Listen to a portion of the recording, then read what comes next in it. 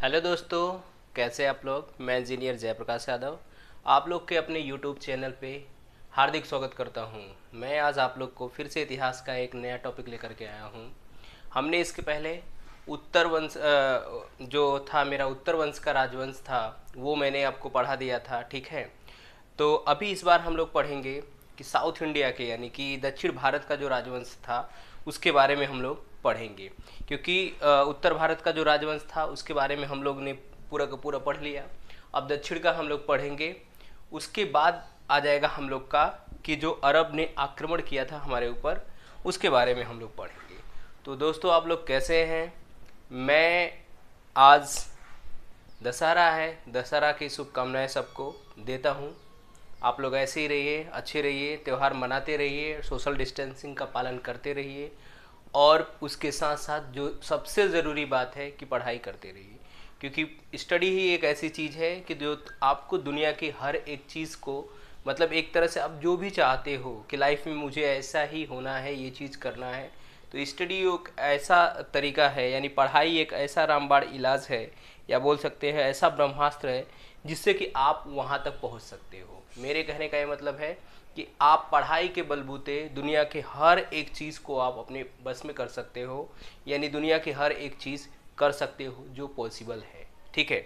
वहाँ पे अगर आप अच्छे हो पढ़ने लिखने में तो बहुत सारी चीज़ें आपके पास हो जाएंगी आगे चल के जो जैसा आप सोच रहे हो। अगर पढ़ाई नहीं है तो याद रख लेना, लाइफ में फिर मेहनत बहुत करना पड़ेगा, स्ट्रगल करना पड़ेगा, तब जा कर के वैसे भी उतना सम्मान आपको नहीं मिलेगा जितना स्टडी से मिलेगा।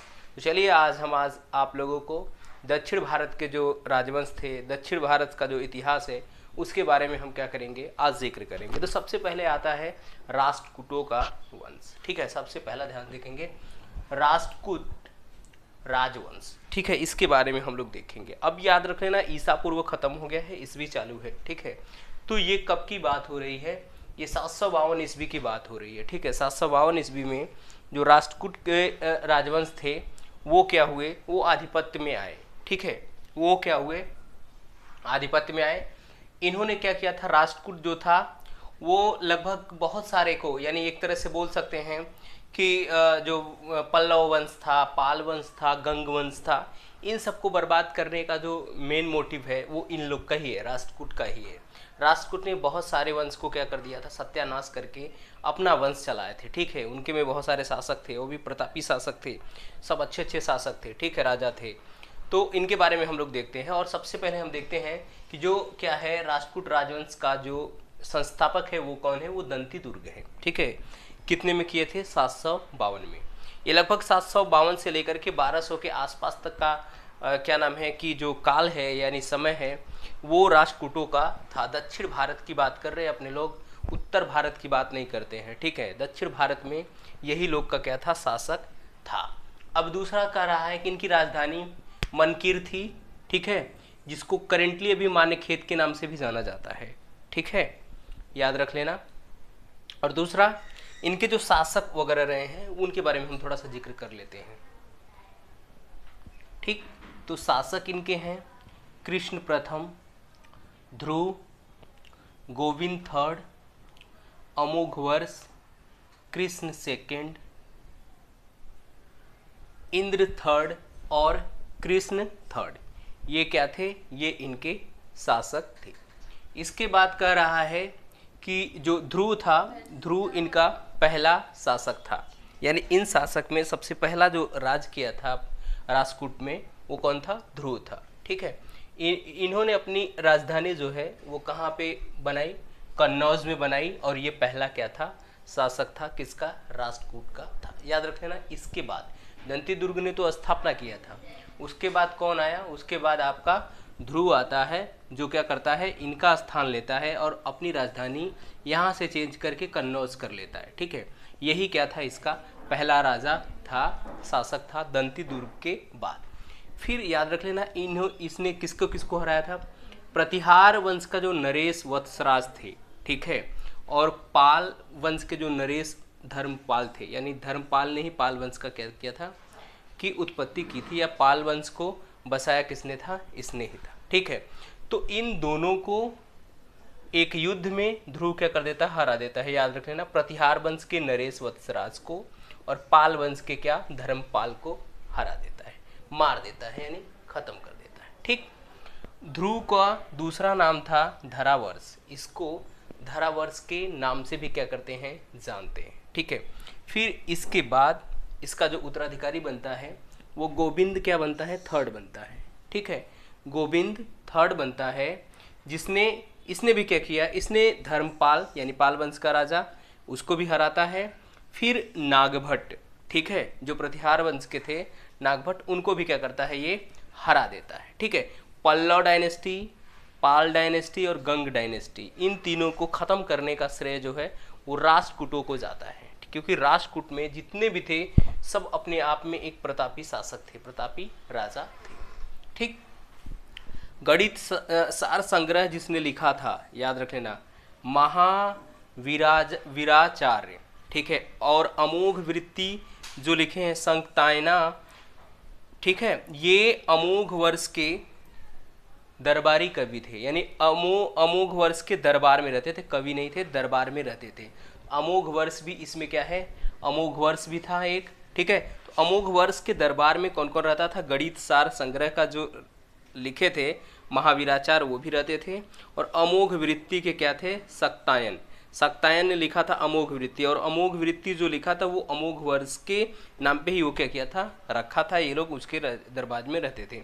अमोघ वर्ष जो था वो तुंगभद्रा नदी में जल समाधि ले लिया था। ठीक है। अब क्या किया था, खुद को, अपने आप को जल में डूब करके यानी पानी में डूब करके अपने आप खुद को मार लेता है। ठीक है।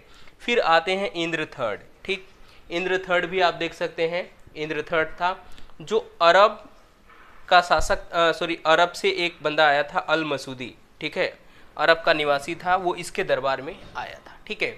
दरबार में आया था। राष्ट्रकूट में एक चीज़ था कि ये क्या किया था, ये मुसलमानों को प्रचार वरचार करने के लिए, व्यापारियों को अपना व्यापार करने के लिए फ्री छूट दे रखा था, कोई दिक्कत नहीं थी, आप आकर के ये सब चीज़ें आप क्या कर सकते थे, कर सकते थे। ठीक है।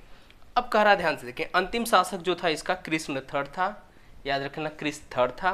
ठीक है। इसके दरबार में कवि पोन, जिसने शांति पुराण की रचना की थी, वो भी उसके दरबार में क्या करते थे, रहते थे।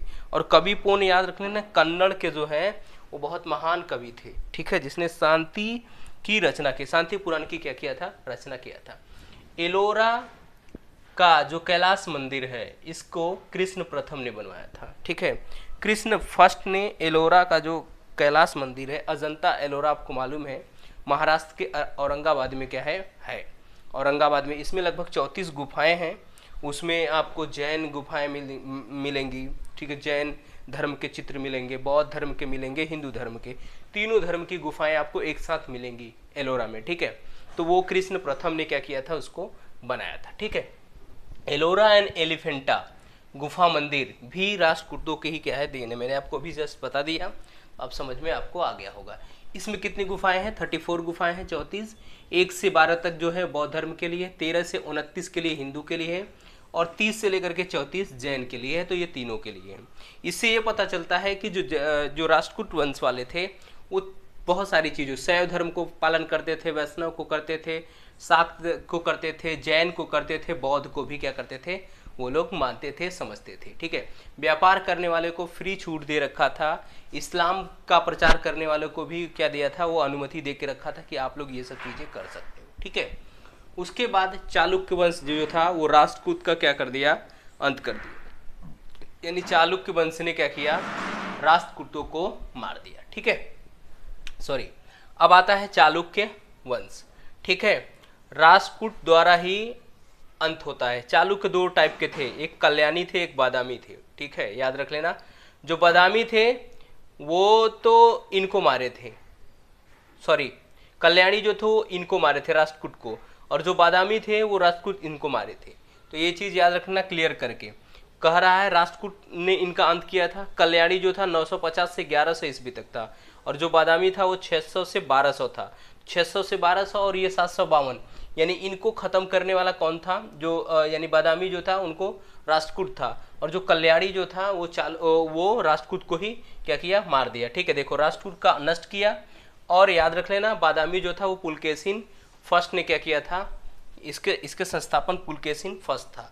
ठीक है। और ये राष्ट्रकूट द्वारा मारा जाता है। ठीक है। ये राजधानी वातापी बनाता है। कौन? बादामी, जो पुलकेशिन फर्स्ट था। ठीक है, वातापी का नाम बादामी ही है। इसका उत्तराधिकारी आता है कीर्तिवर्मन फर्स्ट। ठीक है, कीर्तिवर्मन फर्स्ट इसका उत्तराधिकारी बनता है। फिर इसके बाद आता है पुलकेशिन सेकेंड। ठीक है, जो 609 से 642 तक अपना राज करता है। फिर उपाधि जो है ये परमेश्वर की उपाधि लेता है। कौन? आपके पुलकेशिन पुलकेशिन सेकेंड। ठीक है, फिर पुलकेशिन सेकेंड को क्या करते हैं?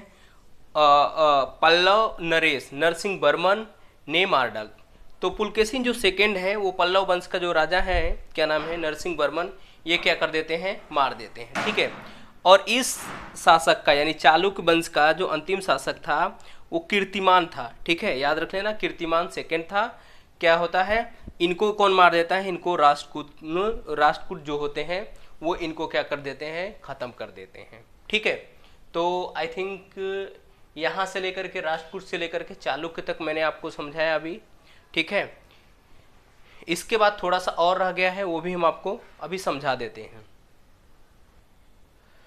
चलो, तो देखो चालुक्य वंश क्या था, वो कई पार्ट्स में डिवाइड हो गया था। अलग अलग जगह पे क्या थे? चालुक्य वंश वाले थे अलग अलग जगह पे। ठीक है, कुछ जगह पे हार गए थे, कुछ जगह पे थे, जैसे बादामी के थे, कल्याणी के थे, फिर से यहाँ पे देखो वेंगीपुर चालुक्य थे। तो ऐसे ऐसे थे, क्योंकि बादामी वाले तो राष्ट्रकूटों से हार गए थे। फिर चालुक्य वंश वाले जो थे वो 950 से 1100 तक चल रहे थे। ठीक है, इनके जो संस्थापक थे वो तैलप सेकेंड था। ठीक है, ये अपनी राजधानी कहाँ पे? बादामी से चेंज करके कहाँ रख लिए? मान्यखेत कल्याणी, मान्यखेत से कहाँ कन्वर्ट कर लिए? कल्याणी में कर लिए। ठीक है, ये अलग जगह के चालुक्य वंश वाले थे। विक्रमादित्य 6 यानी 6 जो था 1076 से 1026 तक क्या किया? राज किया। ये जबरदस्त था। सबसे अगर प्रतापी शासक की बात करें तो ये यही था। ठीक है, ये अपने खुद को क्या बोलता था? त्रिभुवन मल्ल के नाम से क्या बोलता था? पुकारता था, यानी इसकी उपाधि क्या थी? त्रिभुवन मल्ल थी। फिर से कह रहा है कि विक्रमांक देवचरित्र के जो रचयिता बिल्हड़ हैं, मिताक्षरा के जो रचयिता है विज्ञानेश्वर, ये दोनों राजकवि इसके दरबार में ही क्या करते थे? बैठते थे। ठीक है, दरबारी कवि थे। ठीक है, इसका अंतिम शासक जो था वो सोमेश्वर क्या था? चौथा था। ठीक है, सोमेश्वर फोर्थ। ठीक है, फिर वेंगीपुर चालुक्य वंश जो थे इनकी क्या है? ये 600 से 1200 तक पूरा थे। अलग अलग जगह पे जो चालुक्य वंश वाले थे वो बट गए थे, याद रखना।